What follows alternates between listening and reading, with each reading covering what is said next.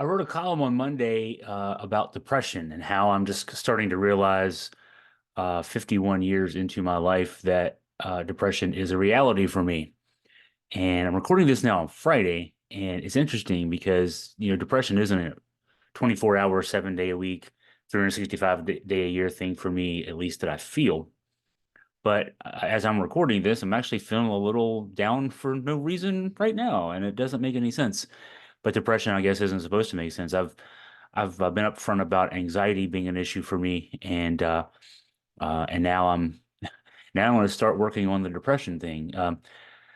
Depression is part of my DNA. My father was treated for it. My mother, to my knowledge, was never diagnosed with it or treated for it, but it was clearly there for her too.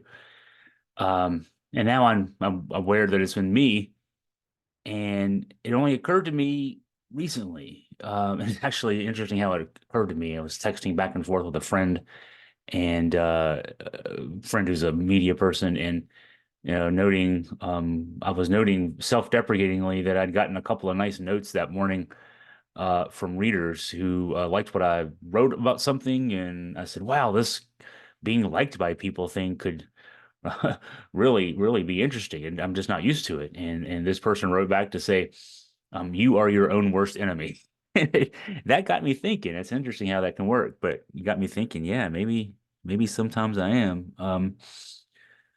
And I guess just like with the anxiety for me, everything I've done in my life has been about keeping myself from facing the uncomfortable truth. This in terms of depression. Growing up with parents who dealt with their own issues, the first conscious defense mechanism I developed was to never let myself get too high or too low.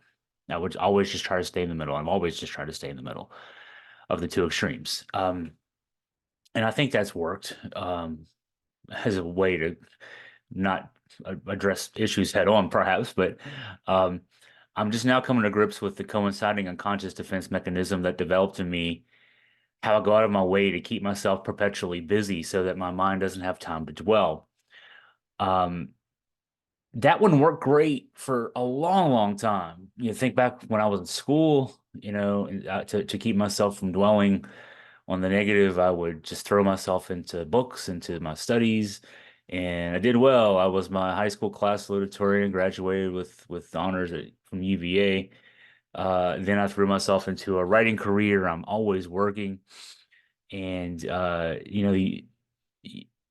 now I'm trying to consciously take it easy. I'm at a point in my career and in my earning life that things are going pretty well, and I don't have to work all the time. So I'm trying to take it easier, trying to take off earlier at night, take some weekend time off, which is, for many years with Augusta Free Press, I would work 7 days a week, many hours a day, and even on Christmas Day, Thanksgiving, birthday. Even when I was in the hospital with blood clots a couple of years ago, bring me my computer. I need something to do. Um, but what I'm finding now that I'm taking things easier, that free time is the enemy of the depressed mind. Um, I used to turn to food as my comfort in these moments, and now I'm increasingly turning to alcohol, I guess, more than I'd like to think for my long-term health is a good thing. Um, I'm a diet and exercise guy too. And being an extreme person, different points in my life, I've either built myself up through weightlifting to, I was bench pressing and squatting huge numbers. And then when turned my attention to running, ran marathons, I don't do anything halfway, I guess. Um, and for me, depression doesn't come with low levels of energy. There's a litany of symptoms, and I've looked this up to try to educate myself because I really know nothing about depression, except that I've had it all my life, just trying to ignore it, I guess. But mine doesn't come with low levels of energy. Mine doesn't come with issues with being able to work, which I know does, become an issue for quite a few people with depression. Um, I am engaged with family and close friends, but my depression issue for me manifests. I really don't like being, this is probably some anxiety related kind of things too, but I don't like being in big crowds where I shouldn't say big crowds. I do like going to sporting events, but I don't like being in I don't know, like big meeting rooms, where you're supposed to mingle with people, gala events or big birthday parties or anything like that. Sometimes I don't even like being in small events like that. Um, and I also have not had issues of self harm or suicide or anything like that. In fact, somebody asked me the other day after I'd written this column, is that an issue for you? I said, no, I definitely want to be alive a lot longer than I probably ever will be. If I live to be 100 years old, I won't have everything done that I want to get done. So those aren't issues for me. But um, what's clear for me is just these weird times like right now. I just for some reason feel low. So and for no reason, that's when it makes me think it's obviously the depression speaking. So um I'm hoping that I'm going to start attacking this just like I worked on the anxiety. I'm going to try to learn as much as I can about depression. I'm going to go back to my great therapist who helped me through the anxiety, gave me lots, a lot of talking was helpful, and then the strategies, the books that she had me read that helped me develop my own strategies for dealing with things. I'm going to start that after the first of the year.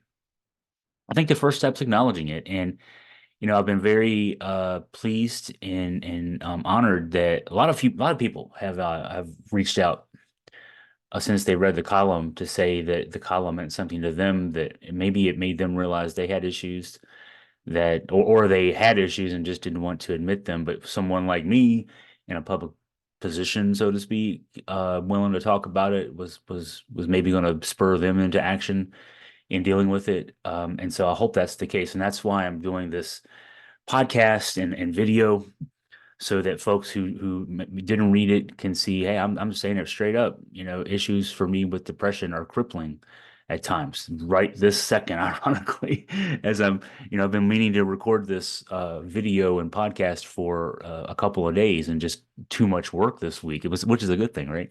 For someone trying to get away from having to think about things, just kept me away from being able to do this.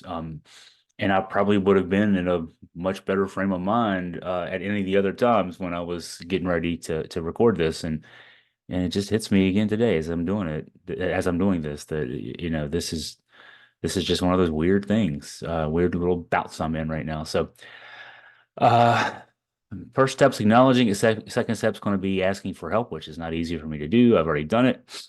I'm a person who likes to solve problems for the world, much less myself. And so asking for someone else to help and step in and intervene is interesting. And we'll see how that works. It worked well with the anxiety, I will say that. So I'm very lucky in that respect. But that's where I am right now, and it's a very good place to be as far as I'm concerned. If you have any questions for me, I'm hoping that if this reached you and it can encourage you to seek the services of a mental health professional, that you'll do so.